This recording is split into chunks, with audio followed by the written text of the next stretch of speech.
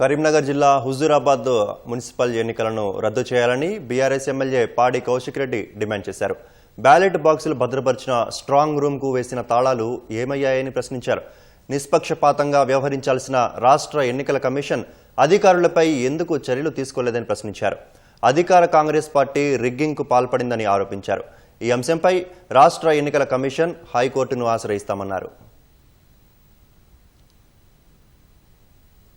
ఇవాళ అసలు హుజూరాబాద్ పట్టణంలో అయిన మున్సిపల్ ఎన్నికలు అసలు ఇవి ఫెయిర్ గా జరిగినాయా లేకుంటే దీన్ని అధికార పార్టీ వాళ్ళు ఓట్లు గుద్దుకున్నారా అనే అనుమానం కలుగుతా ఉన్నది.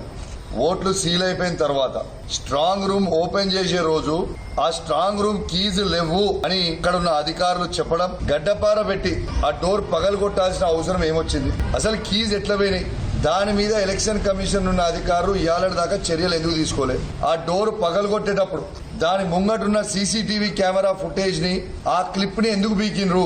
ఖచ్చితంగా హుజూరాబాద్ మున్సిపల్ ఎన్నికల్ని ఖచ్చితంగా రద్దు చేయాలి ఎలక్షన్ కమిషన్ అని నేను కోరుతా ఉన్నాను. రేపు ఖచ్చితంగా చైర్మన్ ఎన్నిక కూడా దీని మీద క్లారిటీ ఇచ్చిన తర్వాతనే జరపాలి. హైకోర్టులో కూడా రేపు పిల్లేస్తాం.